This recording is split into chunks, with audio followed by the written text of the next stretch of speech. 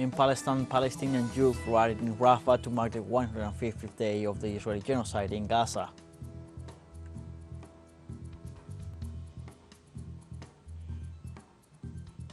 In the United States, Donald Trump and incumbent Joe Biden moved forward with their candidacy for the White House after Super Tuesday. In Haiti, several armed criminal groups attacked the National Police Academy in Port-au-Prince amidst a sharp escalation of violence. Hello, welcome to From the South. I'm Luis Alberto Matos from the TeleSUR studios in Havana, Cuba. We begin with the news.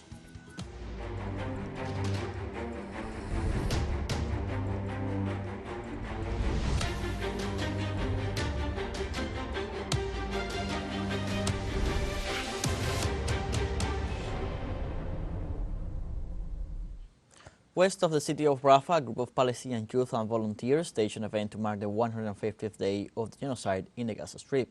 The event was attended by several children and women who raised banners calling for an end to the conflict in the Palestinian enclave. The Israeli bombardment of Gaza has displaced 5% of the population in the midst of a severe shortage of food, drinking water and medicine, causing the death of more than 30,000 people and around 70,000 wounded. I came as a volunteer to tell the world not to stop talking about Gaza and not to stop sending aid. I want to tell you how our lives have been turned upside down. We used to live a somehow dignified life. Now we live in camps and fight for a piece of bread and drinking water. This is something we have never experienced before. We are not dreaming. This is a real nightmare. The United Nations Relief and Works Agency for Palestine refugees in the Near East has described the food shortage in Gaza as a nutritional crisis and part of a wider humanitarian catastrophe. UNRWA spokeswoman Tamara Al-Rifai said from Cairo that the situation is so dire and desperation is so high that any truck crossing becomes an attraction for the hungry. According to Al-Rifai, 90% of the population in Gaza today faces a high level of acute food insecurity. She said access to northern Gaza has been a real challenge. The UNRWA spokeswoman added that Israeli authorities have rejected more than half of the UN's requests to bring food, medical supplies and clean water to the north, and that UNRWA has not been allowed to reach the area since January 23rd. At least 30,717 Palestinians have been killed and 72,156 wounded in Israeli attacks in Gaza since October 7th. President Mahmoud Abbas met on Tuesday with his Turkish counterpart Recep Tayyip Erdogan at the presidential palace in Ankara as part of an official visit to Turkey, during which they discussed the latest developments in the Palestinian arena. During the meeting, President Abbas reviewed the latest developments in the Palestinian arena and the ongoing contacts with all parties to immediately stop the Israeli aggression against the Palestinian people and the introduction of humanitarian aid to the Gaza Strip, especially to the north, which is suffering from a real and unprecedented famine. President Abbas thanked his Turkish counterpart for his unwavering positions in support of the Palestinian people and efforts to advocate their just cause in the International Court of Justice and at all international forums. For his part, the Turkish president reiterated his country's firm support for the Palestinian people and their right to freedom, independence, and the establishment of their independent state on their national territory.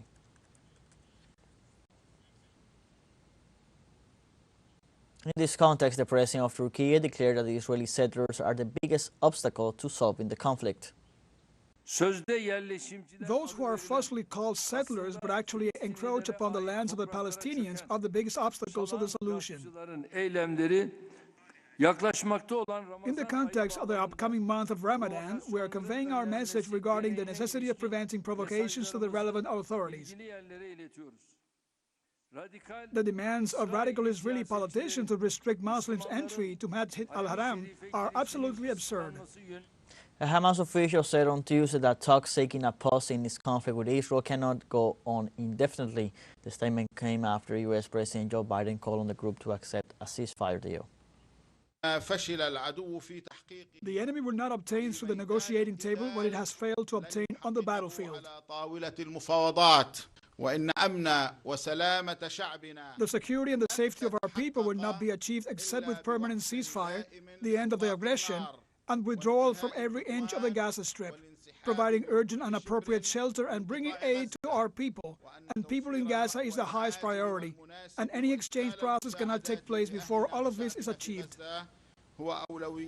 Let's take a short break, but remember you can join us on TikTok at TeleSUR English, where you will find news in different formats, news updates, and much more.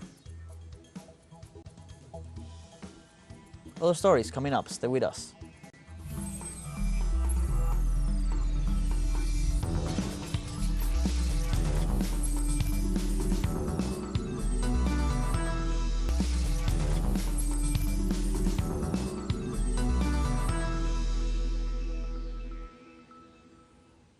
Welcome back from the South. Former U.S. President Donald Trump and incumbent Joe Biden are advancing their candidacies for the White House after Super Tuesday, when more than 15 states participated in the primaries to define the Democratic and Republican candidacies. Both Trump and Biden won important delegates in states such as California, Virginia, North Carolina, and Iowa. On the Republican side, Trump prevails with around 1,051 delegates compared to 86 for Nikki Haley, his closest contender, while President Joe Biden accumulates 1,568 delegates after winning in all Democratic races except for the territory of Samoa. Both politicians are advancing in their nominations despite the judicial measures against Trump for his participation in the assault on the Capitol on January 6, 2021, and the popular rejection of Biden's administration's support to the Israeli genocide against Palestine. On Wednesday, the Special Summit of Australia and the Association of Southeast Asian Nations concluded in Melbourne. Participants called for stability in the South China Sea. A statement issued by the summit called on all countries of the world to avoid any unilateral action that endangers the peace, security and stability of the region. For his part, the Australian Prime Minister Anthony Albanese declared that any activity in the South China Sea should ease any kind of tension. In another context, the summit took the opportunity to condemn Israel's actions against the Palestinian people in the Gaza Strip and called for a permanent ceasefire. China surpassed 8.4 billion cross-regional travels during the Lunar New Year holidays, the largest annual migration in the world. The Transportation Ministry reported the country's railroad lines made approximately 480 million trips, while the highways reached 7.83 billion trips. Chinese authorities highlighted the improvement in organization, transportation and security amid the first massive celebration since China lifted restrictions used during the COVID-19 pandemic. The Lunar New Year 2024 holidays, known as Yun, ended on March 5th and lasted for 40 days. In Russia, at least 18 people were injured and 3 are missing after a fire at the Chagonar thermoelectric power plant in southern Siberia. Once at the accident site, the governor of the Republic of Tuva, Vladislav Jovalik, declared the fire under control and revised the casualty figure upward. Jovalik informed that a total of 18 people were hospitalized, among them 6 seriously and 9 of medium consideration. He also pointed out that 3 people out of a total of 21 who were on duty are currently missing. The regional government specified that there was no damage to the 4 boilers of the thermoelectric power plant and they are still operational. However, they had to turn off the central heating in the city for a moment. Russia celebrates the 2024 World Youth Festival with the participation of some 20,000 people from at least 180 countries in the city of Sochi, considered the world's largest youth gathering. The festival began this March 1st after an opening speech by Russian President Vladimir Putin, in which he specified that the event received some 300,000 requests for participation from 190 countries. The meeting, scheduled to be held until March 7th, hosts leaders of youth organizations, diplomats, young scientists, journalists, and businessmen. The appointment proposes the discussion on a future free of Western neocolonialism, respect for each nation, and the end of inequalities.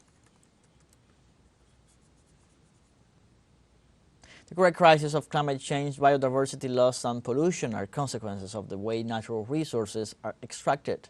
Scientific studies reiterate the need to immediately address the transformation of the global economy to achieve sustainable production and consumption of global resources. Let's watch more details in the following report by our correspondent Oscar Epelde. The United Nations Environment Assembly has adopted some resolutions to promote resource efficiency and the circular economy, which could be considered a step forward in promoting the transition towards the Sustainable Development Goals. But it would be difficult to argue that member states have made more serious commitments than at the 6th session of UNEA so far. We feel a certain complacency. We feel that what has already been seen is being done. In any case, the RDC's demand is commitment. The new global resources study presented by the UN program leaves no room for doubt. If the waste of materials and injustice continues, there is no future. In the experience we learned from the COVID-19, we were serious. However, on climate change and the environmental crisis, we are not yet serious enough. Scientists call for addressing the root causes of climate change, biodiversity loss, and pollution, the material footprint.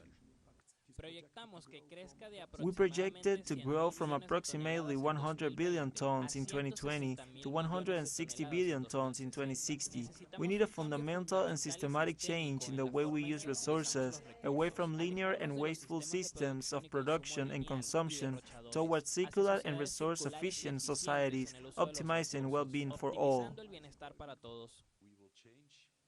We will change either by design or by disaster, and I prefer by design.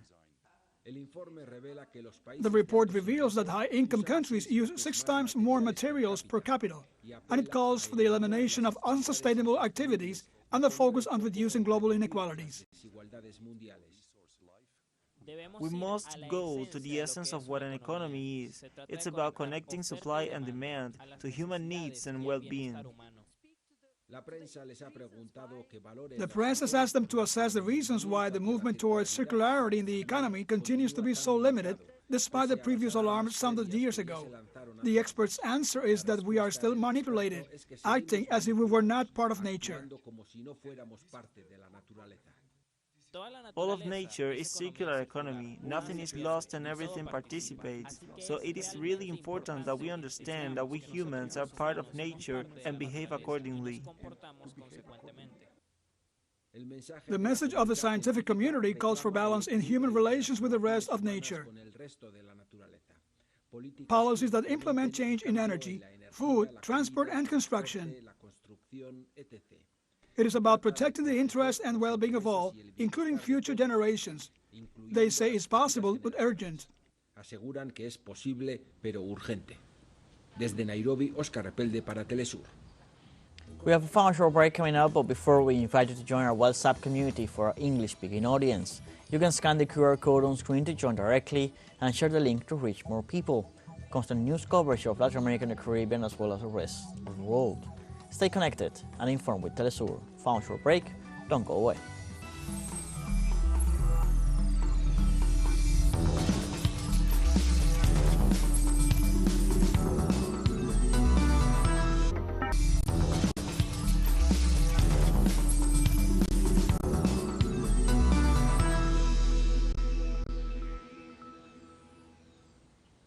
Welcome back From the South. Haiti's multi-dimensional crisis worsens by the hour as paramilitary groups control over 80% of the capital and prevent Prime Minister Ariel Henry, currently in Puerto Rico, from returning to the country. The Prime Minister's hopes to return dwindle as flights to Haiti are currently banned. In late February, Henry left the nation to travel to Guyana for a CARICOM summit, where he announced general elections for August 2025.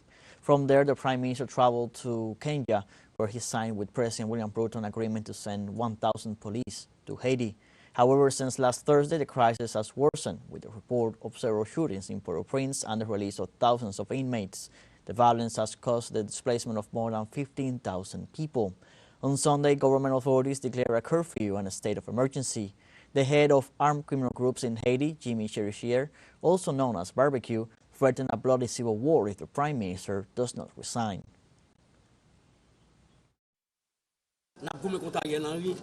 We will fight Ariel until the last drop of blood. We will fight Ariel Henry until he resigns. I am ready to make an alliance with the devil, ready to sleep in the same bed as the devil. The UN Security Council is holding an emergency meeting Wednesday on the situation in Haiti ravaged by gang violence that threatens civil war unless Prime Minister Henry resigns. UN Secretary General Antonio Guterres this week called for urgent action, in particular by providing financial assistance to the multinational security force support mission. UN representative in Haiti, Maria Isabel Salvador, will brief the Security Council on developments remotely at its closed-door meeting scheduled for Wednesday afternoon. Armed gangs, which control large parts of Haiti, announced last week a joint effort to overthrow Henry, and since then, the airport, prisons, police stations, and other strategic targets in the capital Port-au-Prince have come under attack. I've been working in and on around Haiti for 30 years now, and I've never, ever seen it this bad. It's absolutely catastrophic. It being the human rights situation, the humanitarian situation, the lack of any kind of political anything, discussions, negotiations. In this context, uncertainty grows among citizens who do not feel secure and do not believe that the situation is going to get better. Now it's the gangs that controls the country. They can become president because this situation is not good at all. In Peru, Alberto Otarola, president of the Ministers' Council, tendered his resignation after a preliminary investigation was opened, accusing him of corruption and wrongful hiring. The resignation of the Peruvian diplomat takes place after the release of a voice recording from a phone call held by Otarola that allegedly features him using his influence to help his love interest get government contracts. The 25-year-old woman also was hired by the Defense Ministry. Announcing his resignation, Otarola told reporters in Lima he had been framed by political opponents. He claimed that his rivals had manipulated and edited the recordings. However, he said on X that he was resigning to give peace of mind to the president and recompose the cabinet. The Teachers Association of Uruguay holds a strike in several localities of the capital city to reject the cut in the education budget. At least 110 elementary and high schools remain closed due to the teachers' strike ordered by the Teachers Association. Some teachers denounced the withholding of salaries of some colleagues allegedly accused of violating the separation of church and state. It is estimated that the teachers' strike will continue in the next few days and will extend to different parts of the Uruguayan capital until they receive answers from the national government. Venezuela's National Electoral Council announced Tuesday that the presidential elections in the Bolivarian nation will be held on July 28, 2024. The announcement was made by the president of the Electoral Authority, Elvis Amoroso, who also said the electoral registration will be from March 18th to April 16th, and that the presentation of candidates will take place from March 21st to March 25th. Amoroso also informed that the electoral campaign will begin on July 4th and will end on the 25th. The National Electoral Council's announcement comes after signed agreements following large-scale consultation throughout the political spectrum of the country. We have come to the end of this news brief. You can find these and many other stories on our website at telesurenglish.net. You can also join us on our social media on Facebook, X, Instagram, Telegram, and TikTok. For TeleSUR English, I'm Luis Alberto Matos. Thank you for watching.